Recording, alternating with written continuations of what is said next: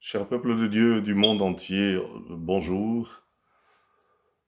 J'aimerais souhaiter à chacun, chacune de vous, une bonne fête de Pentecôte en cette journée merveilleuse où le Saint-Esprit est descendu sur les hommes, le jour où la promesse que Dieu a faite aux hommes, à travers Jésus-Christ, s'est réalisée, ce merveilleux jour où l'Église a pris corps, ce merveilleux jour où des vies des hommes et des femmes tout à fait naturels furent embrasés par la puissance de feu de Dieu. Il est important de revivre ces événements d'année en année parce que quand vous observerez que dans toute l'histoire biblique, les événements, les grands événements qui ont impacté la vie de la terre entière ou de la vie du peuple de Dieu sont appelés à être revécus de nouveau, sont appelés à euh, être commémorés. Mais quand on parle de la commémoration de quelque chose qui vient de la part de Dieu, il ne suffit pas de fêter historiquement la chose, mais de revivre la chose. Et aujourd'hui, j'aimerais vous parler dans cette journée de Pentecôte, ou pour cette fête de Pentecôte, reparler avec vous des caractéristiques des langues de feu que Dieu a données aux hommes en cette journée de Pentecôte. Pour rafraîchir notre mémoire ou nos pensées ou notre esprit, je vais lire ce passage dans le livre des Actes des Apôtres au chapitre 2, à partir du verset 1er qui dit ceci. Le jour de la Pentecôte, ils étaient tous ensemble dans le même lieu, et tout à coup il vint du ciel un bruit comme celui d'un vent impétueux, et il remplit toute la maison où ils étaient assis. Des langues semblables à des langues de feu leur apparurent, séparées les unes des autres, et se posèrent sur chacun d'eux. Et ils furent tous remplis du Saint-Esprit, et se mirent à parler en d'autres langues, selon que le Saint-Esprit leur donnait de s'exprimer. Alléluia. Avant que ce jour n'arrive, en lisant dans le livre des Actes des Apôtres, au chapitre 1, et à partir du verset 8, il est dit, c'est le Seigneur qui fit la promesse à ses enfants, à ses serviteurs. Il leur dit, il dit, et donc il dit, dans quelques jours, vous recevrez une puissance venant d'en haut, le Saint-Esprit descendant sur vous. Il dit alors, vous serez mes témoins. Alors vous aurez la capacité, la force, la puissance, l'autorité, le feu de Dieu pour être mes témoins à Jérusalem, dans toute la Judée, dans la Samarie et jusqu'aux extrémités de la terre. Peu de jours avant, le Christ prononçait ces paroles, puis le jour J arriva, et l'Esprit de Dieu, le Saint-Esprit, l'Esprit de vérité, le Consolateur, le feu du témoignage, la puissance pour le témoignage fut donné à ceux qui étaient ensemble dans la prière ce jour-là, dans la chambre haute. C'est le jour même où l'Église prit corps sur la face de la terre. Il est important de savoir que le temps dans lequel nous vivons est le temps du Saint-Esprit et que l'Église ne peut pas vivre pleinement sa vie sans le Saint-Esprit, sans l'action de l'Esprit de Dieu, sans la direction de l'Esprit de Dieu, sans les œuvres du Saint-Esprit, sans que le Saint-Esprit n'inspire les paroles, les actes, les œuvres. Et c'est pour cela qu'aujourd'hui, quand j'entends parler de la Pentecôte, ou le jour de la Pentecôte, je revis de nouveau un jour d'embrasement par le feu de l'Esprit de Dieu. Et prenant cela à cœur, je vais vous parler en quelques minutes des caractéristiques des langues de feu.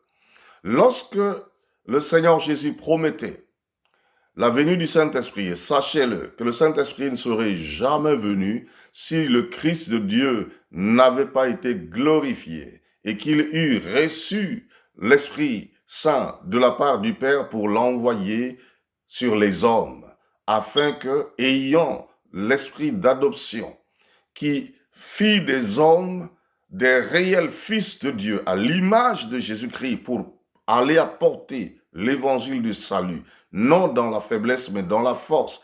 Ce que j'aimerais dire ici est que le Seigneur a dit, vous recevrez une puissance. Alléluia. Et c'est cette puissance qui descendit le jour de la Pentecôte. Le jour, la Pentecôte était une fête de moisson et comprenez bien que si Dieu a donné la puissance de feu le jour de la fête de la moisson, c'est pour que ce feu de puissance, ce feu de l'Esprit de Dieu entraîne donc les enfants de Dieu, entraîne les témoins du Christ à faire une plus grande moisson au-delà des limites escomptées par la pensée humaine. Alors, sachez bien, il a dit, vous recevrez une puissance. L'Église a démarré sur la face de la terre dans la puissance et le désir de Dieu est qu'elle demeure dans la puissance, dans la force, dans la victoire, jusqu'à ce que Jésus-Christ revienne l'enlever. Et donc, tu n'as pas en tant que croyant à te complaire dans la faiblesse. Oui, moi je suis faible, je ne peux pas faire ceci, je ne peux pas faire cela. Notre assemblée est petite, notre assemblée est faible, notre assemblée n'a pas de moyens, notre assemblée ne peut pas faire ceci ou cela. Personne ayant reçu le feu de l'Esprit ne doit se complaire dans la faiblesse, mais doit se réjouir dans la force de la capacité que Dieu a donnée à l'Église. Sachez que c'est parce que l'Église est née dans la puissance de Dieu que Jésus lui-même, quelque temps avant, a dit « Je bâtirai mon Église » et qu'aucune force ne pourra la nuire ni la détruire. C'est parce que l'Église est née dans la puissance et bâtie dans la puissance de feu de Dieu, est entretenue par la puissance de feu de Dieu, est dirigée par la puissance de feu de Dieu, est gardée par la puissance de feu de Dieu. Et c'est pour cela que toi et moi, en tant qu'enfants de Dieu, en tant que serviteurs de Dieu, en tant que croyants, en tant que témoins de Jésus-Christ, nous devons demeurer dans la puissance de feu de la Pentecôte. Alléluia. Alors, la parole dit, le témoignage que je viens de lire dit ceci. Il dit, dans le livre d'Actes, chapitre 2, il dit, le jour de la Pentecôte, ils étaient tous réunis dans la chambre haute.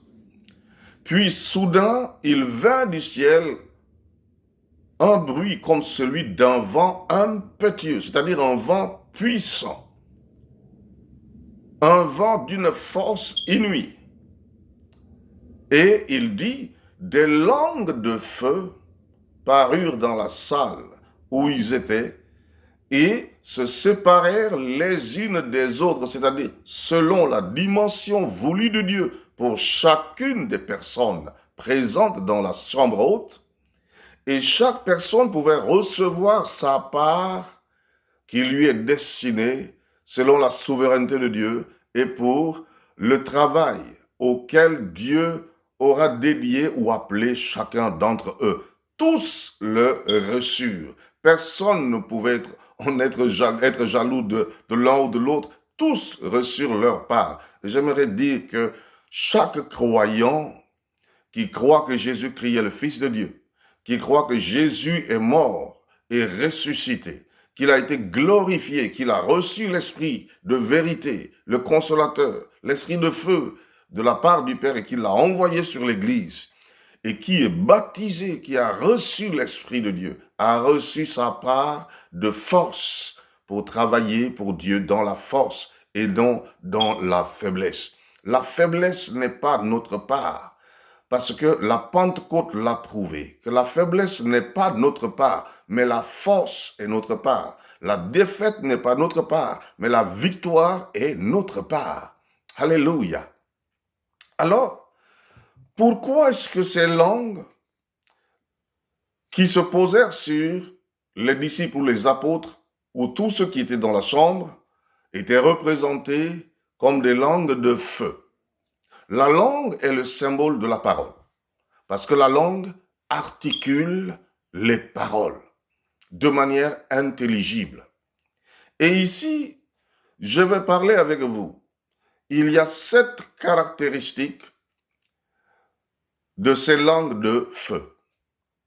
Pourquoi Dieu parle ici et montre des langues de feu?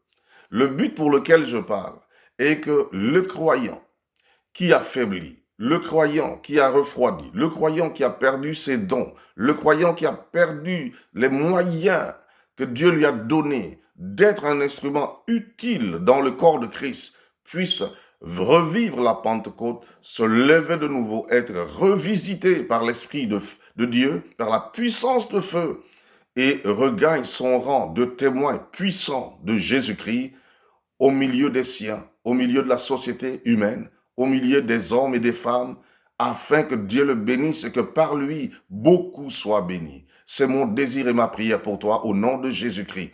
Alléluia. Alors, voyez ici, les langues de feu. Ici, il n'est pas parlé des langues froides, mais il est parlé ici que des langues de feu, c'est-à-dire dans la bouche de chaque croyant baptisé par le Saint-Esprit, Dieu donne une langue de feu, une langue de puissance, une langue nouvelle. Alléluia! Quel merveilleux Dieu nous servons et qui sait nous donner des choses adéquates pour son œuvre. Alors, nous allons voir ici le premier caractéristique est que la langue de feu, ici, montre que la langue, c'est le feu qui est venu pour changer la langue du vieil homme, enflammé par la géhenne, comme l'apôtre Jacques le dit dans son épître, afin de pouvoir l'enflammer cette fois-ci, non de la mort, mais de la vie de Dieu, de la puissance de Dieu, en sorte qu'il parle par l'Esprit de Dieu. L'apôtre Jacques, en définissant la langue, il a dit, c'est un petit membre dans le corps, mais qui est enflammé par la géhenne, qui est prêt à parler de la mort ou à communiquer de la mort, à mal parler. Et ici, le feu, la langue de feu, montre ici la caractéristique de la langue nouvelle, c'est-à-dire l'ancienne langue ayant été consumée, mort en Jésus-Christ, une langue enflammée par la vie, par le feu de Dieu, fut donnée aux hommes, cette fois-ci, pour qu'ils communiquent donc ce qui vient de Saint-Esprit. Donc une langue de puissance, la langue de faiblesse fut changée en une langue de puissance. Et donc ici, le feu vient donc régénérer la langue du vieil homme pour la changer en une langue enflammée et embrasée par le feu de l'Esprit de Dieu qui parlera de la part de Dieu et qui parlera sous la direction de Dieu et sous la puissance de l'Esprit de Dieu. C'est-à-dire, si c'était une langue qui avant ne faisait rien bouger, n'impactait rien, ayant reçu le feu de Dieu dans sa nouvelle nature, va commencer à faire bouger les choses. Oh, le Seigneur est merveilleux. Ça, c'est la première caractéristique. La deuxième caractéristique de la langue de feu est ici quand la langue naturelle, limitée par la langue maternelle ou les langues apprises, va être changée et les limites vont être donc enlevées. C'est-à-dire, elle est libérée afin de devenir une langue qui sache parler à toute la terre. Ça, c'est la deuxième caractéristique. C'est la destruction des limites de la langue naturelle ou des langues naturelles, c'est-à-dire celles maternelles qu'on connaît ou celles apprises dans le voisinage, dans la société ou à l'école, pour parler des langues qui n'étaient pas à notre portée. C'est la destruction des limites par le Saint-Esprit pour recevoir une langue puissante pouvant parler à toute la terre. Alléluia. Et c'est pour cela que dans le livre des Actes des Apôtres, il est dit, ils reçurent le Saint-Esprit, chacun reçut une langue de feu et ils se mirent à parler en d'autres langues qu'ils n'avaient pas apprises. Ça pouvait être donc des langues humaines, mais ça pouvait être également la langue du ciel, le langage des anges. Et donc ici, c'est parce que la parole, Jésus leur a dit, vous serez mes témoins jusqu'aux extrémités de la terre. S'ils étaient des témoins justes dans la Judée avant, s'ils étaient des témoins justes à Jérusalem, ou s'ils étaient des témoins justes en Israël, ils seraient appelés par la langue de feu qu'ils reçurent à devenir des témoins qui vont jusqu'aux extrémités de la terre et qui pouvaient parler des langues, sous la direction du Saint-Esprit, des langues des extrémités de la terre. Oh, quel pouvoir merveilleux qui fut donné aux hommes. Et c'est ce que Dieu a donné à toi, que Dieu a donné à moi, afin que nous dépassions les limites du naturel lorsque, inspirés ou poussés par l'Esprit de Dieu, nous parlons. Alléluia. Le feu de Dieu est là. Le feu de Dieu est présent. Pendant que je suis en train de parler, le feu de Pentecôte est là. Afin que tu reçoives, que ta langue devienne une langue de feu, que ta vie soit embrasée par le feu et que tu dépasses cette limite-là. Ça, c'est la deuxième caractéristique. Ceux qui ont reçu le Saint-Esprit ont reçu la capacité de parler d'autres langues. Donc, les limites des langues, les limites de connaissance des langues naturelles sont déplacées, sont enlevées, et ils peuvent parler d'autres langues. Et c'est une capacité qui ne vient que de Dieu seul. Alléluia. Nous allons entrer maintenant dans le troisième caractéristique. La troisième caractéristique est que la langue de feu est donnée. La langue de feu est reçue. La langue de feu, c'est quand la langue que nous avions, la langue naturelle sur laquelle Satan avait de pouvoir d'influence, devient cette fois-ci une langue qui a le pouvoir de commander à Satan, d'ordonner, de donner des ordres à Satan.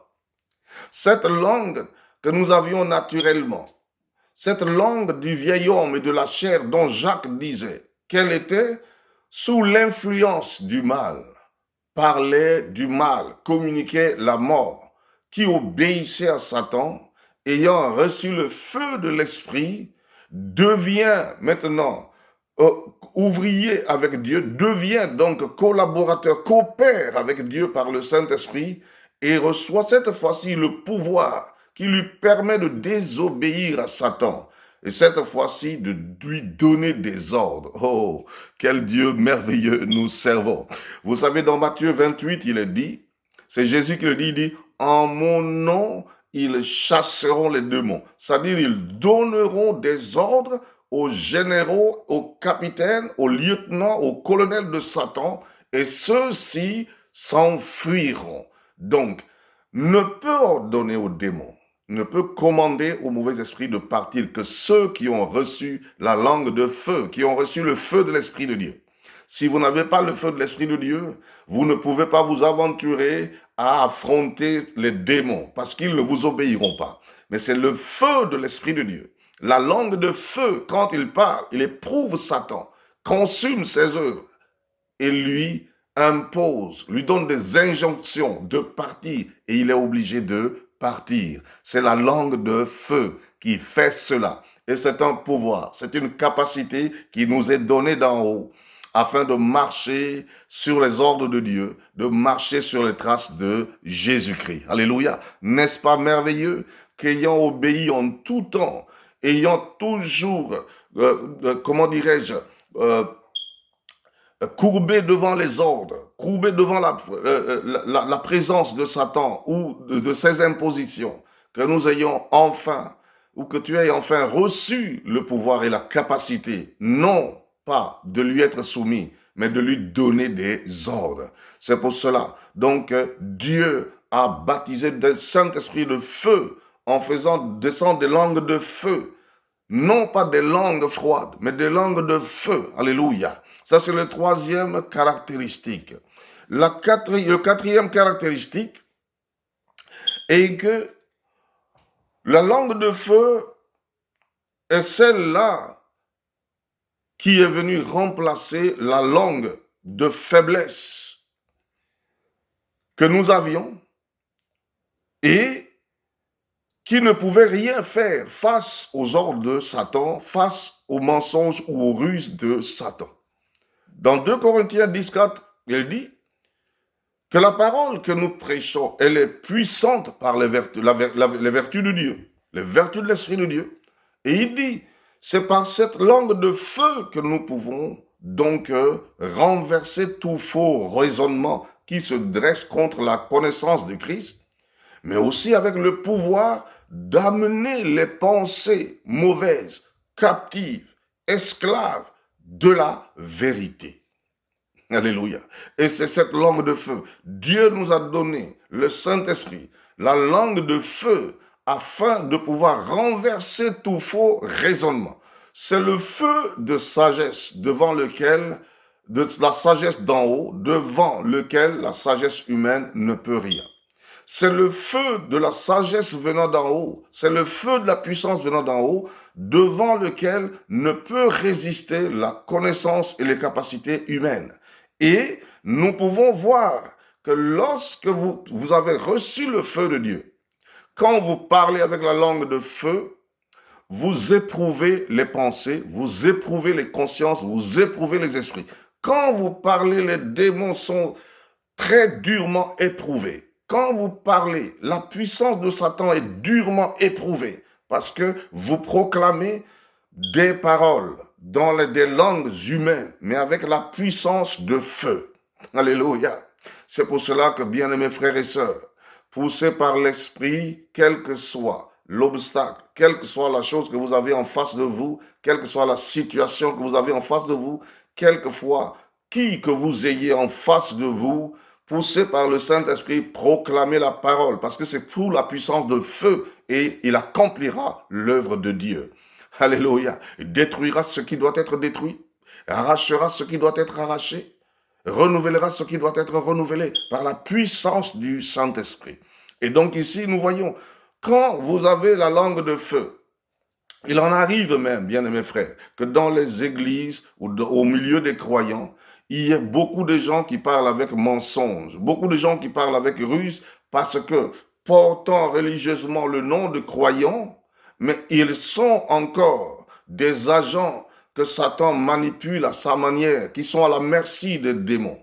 Et dans l'église même, la langue de feu a été donnée pour éprouver les consciences, les pensées, les esprits, c'est-à-dire quand même quelqu'un vient vous mentir, quand vous commencez à parler avec la langue de feu, ce qui est faux en lui est éprouvé et vous voyez des réactions et des choses commencent par changer. Il y a des confessions. Quelquefois, des gens viennent vous voir dans une autre disposition. Mais quand vous parlez sous le feu de Dieu, leur disposition change parce qu'ils sont contraints par le feu de Dieu qui est en vous à se disposer à ce qui est normal et à rentrer donc dans la normalité. C'est merveilleux, c'est un privilège, c'est un avantage, c'est une grâce que Dieu nous a donnée. Puisse tout le peuple de Dieu être baptisé de l'Esprit de Dieu, rempli du feu de Dieu pour une œuvre efficace à la gloire de notre Seigneur Jésus-Christ. Alléluia. La cinquième caractéristique donc de la langue de feu, c'est que la langue qui était contre Dieu devient ouvrière avec Dieu. Alléluia. Et elle va agir de manière créatrice parce qu'elle coopère avec Dieu. Alléluia. Donc vous voyez ici, il est dit la langue qui entre-temps parlait contre Dieu. Vous savez, quand on n'est pas rempli de l'Esprit de Dieu, les gens qui ne connaissent pas l'Esprit de Dieu parlent mal contre Dieu, médisent Dieu, ils maudissent le nom de Dieu. Et quand tu n'es pas rempli de le feu de Dieu, peu de choses, tu blâmes Dieu, tu parles mal contre Dieu. Dieu a donné ce jour-là la langue de feu pour que les hommes naturels nés d'une femme puissent parler à la manière de Dieu, c'est-à-dire à la manière de Créateur, c'est-à-dire avec leur langue, où ils faisaient des choses banales, dans la régénération par la puissance de feu, qu'ils puissent parler et que des choses se produisent sur la parole de Dieu, sur la parole de Christ, sur la parole inspirée par l'Esprit de Dieu. Alléluia. N'est-ce pas merveilleux, bien de mes frères et sœurs? Vous pouvez voir ici que lorsque, dans Jean chapitre 20, et au verset 23, vous allez voir quelque chose que Jésus a dit. Il a dit, ceux à qui vous pardonnerez les péchés, il leur sera pardonné. Ça veut dire quoi? Ceux à qui, par la langue de feu, par le Saint-Esprit, je pardonne les péchés, il leur est pardonné de la part de Dieu. Ceux à qui je pardonne les offenses, il leur est pardonné de la part de Dieu. Ceux que je déclare libérés par la langue de feu, par la puissance de feu, il leur est accordé la libération de la part de Dieu. C'est-à-dire, je ne parle plus à la manière des hommes, mais je parle à la manière du Créateur. Alléluia. C'est pour cela que la Bible dit, vous êtes des dieux. Dieu nous a donné la langue de feu, nous a donné le feu de son esprit pour que nous parlions à sa manière. Et c'est pour cela, il dit, ce que vous liez sur la terre est lié dans le ciel. Donc, la langue banale que j'utilisais pour faire n'importe quoi, régénérée, a été détruite. Maintenant, nanti de la puissance de feu parle à la manière de Créateur. C'est pour cela que le croyant rempli de feu aime prier, parce qu'il sait que sa prière est agissante. Il aime proclamer des paroles, parce qu'il sait que ce qu'il proclame va donc avoir cours. C'est merveilleux, une puissance. Bien-aimé, ma prière est là. Ce que je voudrais que vous sachiez est qu'une puissance, en cette journée de Pentecôte, une puissance fut donnée aux hommes. Un pouvoir fut donné aux hommes. Alléluia. Une grande capacité, de plus grande perspicacité fut donnée aux hommes pour agir comme des dieux. Alléluia. C'est le cinquième caractéristique des langues de feu que Dieu nous a donné. Alléluia. Que son nom soit béni. Le sixième, donc l'avant-dernière caractéristique des langues de feu, c'est que cette langue, la puissance de feu a été donnée. La langue de feu a été donnée aux hommes pour que la langue qu'ils avaient, qui était un instrument de mort, devienne un instrument de vie.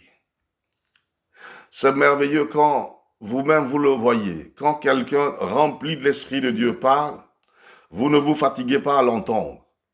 Vous n'auriez jamais aimé qu'il arrête de parler, qu'il continue encore de parler, de parler, de parler, de parler. Parce que quand il parle, il y a un déversement de vie, il y a un déversement de joie, il y a un déversement. Alléluia. Oh, alléluia, alléluia. Béni soit le Seigneur pour son esprit, pour ce fleuve de vie, pour ce fleuve de puissance qu'il a accordé à ses enfants. Vous pouvez voir dans Actes chapitre 9, le verset 34, lorsque Pierre, dans ses visites ou dans ses voyages apostoliques, arriva dans une ville où il trouva un homme du nom d'Énée, qui était malade et paralysé depuis 8 ans. Vous savez, Pierre, en arrivant sur cet homme, et l'une des comment dirais-je, ce que nous ne pouvons pas oublier que lorsque le Saint-Esprit vient dans une vie, les dons qui étaient prédisposés dans une personne, mais dont il ne prenait pas conscience, se réveillent. Alléluia. Pierre fut l'une des personnes qui a renié Jésus, mais de manière alors dramatique, de manière très regrettable, et qui avait même dit, je ne le connais pas. Mais quand il reçut le Saint-Esprit, la langue de feu, vous pouvez faire la différence. La langue naturelle disait de Pierre, je ne connais pas Jésus. Mais la langue de feu fait dire à Pierre, ce Jésus fait que Pierre se lève devant la multitude et dise, ce Jésus que vous avez crucifié par la main des impies, Dieu l'a fait Christ et Seigneur. Et c'est lui qui, ressuscité et élevé à la gloire, nous a envoyé son esprit. Et nous en sommes témoins. Voilà ce que la langue de feu peut faire, contrairement à ce que la langue naturelle, faible, mortelle, ne peut pas faire. Vous avez reçu une langue qui n'est pas comme celle du monde, une langue qui n'est pas comme celle des païens, chrétiens, croyants, témoins de Jésus-Christ. Je vous en prie, ne parlez pas comme des païens, ne parlez pas comme des incrédules. Souvenez-vous qu'une langue de feu vous a été donnée. Alléluia. Et laissez, même si vous avez perdu ces choses, aujourd'hui, ma prière que vous soyez régénérés dans cela au nom de Jésus-Christ. Et alors, l'apôtre Pierre va dire à cet homme aîné, il va dire, aîné, Jésus-Christ te guérit. Alléluia. Chose que Pierre ne faisait pas avant. Il pouvait le faire maintenant, guérissant le paralytique qui était devant la belle porte. La porte de la temple, du temple à Jérusalem. Et de continuer dans le même sillage, dans le même élan. Et maintenant devant un homme qui était paralytique depuis 8 ans. Pierre était dans une telle confiance parce que maintenant, il sait qu'avec la langue de feu, tout est possible. Il parle comme Dieu, il parle comme Jésus-Christ, il parle de la part de l'Esprit de Dieu. Et il pouvait dire avec assurance à Aîné, Jésus-Christ te guérit. Et cet homme fut guéri, se leva, fit son lit et s'en alla. Oh, alléluia. Quel Dieu puissant nous servons en Jésus-Christ. Quel don précieux qu'est le Saint-Esprit envoyé par Dieu sur les hommes mortels pour qu'ils deviennent à l'image du Christ des serviteurs vivants, puissants, remplis de vie. Alléluia. N'est-ce pas que dans le livre de Zacharie, il est dit que les lèvres du sacrificateur doivent retenir la connaissance de Dieu parce que c'est à sa bouche qu'on demandera la loi. Et donc les langues de feu nous sont données ainsi pour retenir la parole de Dieu et de confesser, de proclamer de la part de Dieu. Oh, c'est merveilleux. Alléluia. Et le dernier caractéristique ici est de langue de feu est que la langue naturelle, la langue du vieil homme qui avait honte, lorsque l'homme reçoit la langue de feu, il n'a plus honte de l'évangile. Comme Paul pouvait le dire dans Romains 1,16, il dit « Je n'ai point honte de l'évangile, parce que pour moi, c'est une puissance pour le salut de quiconque croit. » Alléluia. Il dit « J'avais honte de mon ancienne... » Tu peux avoir honte de ton ancienne langue, mais tu peux être fier de ta langue régénérée par le feu de Dieu. Il dit « Je n'ai point honte de l'évangile. » La langue de le vieil homme a honte de confesser Dieu, a de doute de confesser Dieu.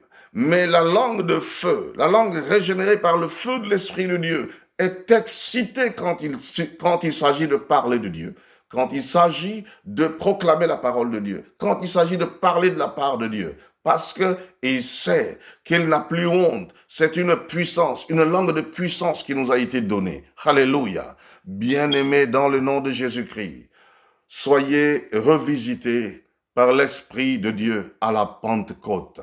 À la Pentecôte. Vous auriez peut-être des gens qui, par le péché, par une mauvaise manière de vivre, ont attristé le Saint-Esprit, ont perdu le mouvement de l'Esprit, ont perdu les dons de l'Esprit. J'aimerais vous dire, comme l'apôtre Jacques le dit, il dit les dons de Dieu sont irrévocables. Les dons de Dieu pour vous sont irrévocables parce que Dieu ne se remet pas lui-même en cause. Il vous l'a donné. C'est parce qu'à un moment, vous avez perdu la pédale, vous avez perdu la voie. Mais si vous revenez à lui, il va vous restaurer. Il va restaurer vos dons. Il va restaurer vos capacités. Il va restaurer son onction en vous par la puissance de feu. Et vous serez de nouveau embrasés par le feu de l'Esprit de Dieu. Alléluia. Toutes les obscénités, les impurités que vous aurez proférées seront consumées par ce feu au nom de Jésus-Christ. Vous retrouverez de nouveau une langue puissante et forte pour annoncer que Jésus-Christ est Seigneur, pour annoncer la vie de Dieu. Alléluia. Et je crois de tout mon cœur que le Saint-Esprit est là pour le faire. Pendant ce temps où j'entends de parler, ton cœur est en train de bouger, ton cœur est en train de vibrer, parce que je parle de la part de l'Esprit de Dieu. Et même ceux qui sont morts spirituellement se réveillent au nom de Jésus-Christ, parce que je parle de la part de l'Esprit de Dieu. Ne ratez pas cette occasion. Ne vivez pas la Pentecôte comme une histoire simplement. Mais vivez la Pentecôte à chaque fois. C'est-à-dire, ce que Dieu a fait, il le fait encore. Il le fait, il le refait encore. Alléluia. Et donc, saisis la balle au bon. Alléluia. Saisis le Saint-Esprit comme la balle au bon à la Pentecôte. Parce que l'Esprit de Dieu est là pour le faire. Alléluia. Et je vais simplement t'introduire dans la prière, dans un moment de recueillement, dans un moment où le Saint-Esprit peut encore te visiter, un moment où tu peux encore t'approcher de Dieu. Alléluia, c'est ma prière pour toi.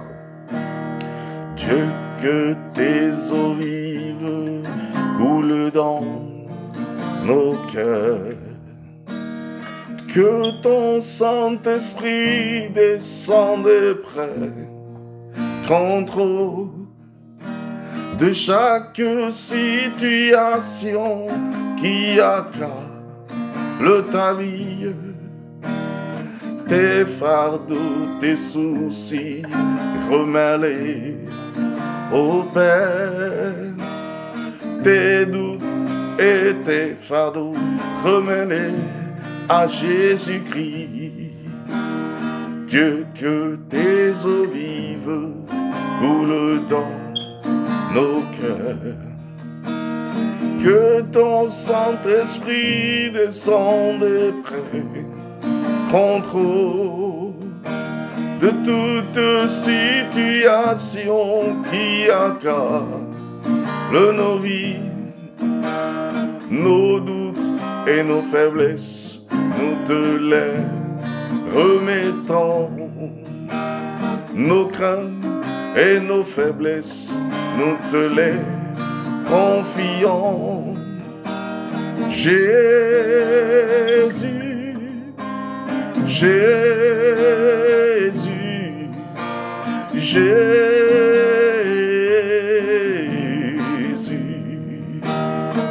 Père, Père, Père, Père, viens Saint-Esprit, Esprit, Esprit,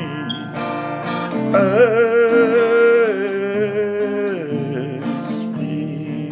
Et continue de dire au Seigneur, Dieu, que tes eaux vives coulent dans mon cœur, que ton Saint-Esprit descende et prend tout le contrôle de chaque situation qui m'a privé de ta présence. Mes iniquités, faiblesses, je te les confie. Mes manquements et troubles, je te les confie. Dieu, que tes eaux vives coulent abondamment dans mon cœur. Dieu, que tes eaux vives coulent dans mon cœur. Continue, continue. Sois béni, sois rempli, sois visité par le Seigneur. Au nom de Jésus-Christ.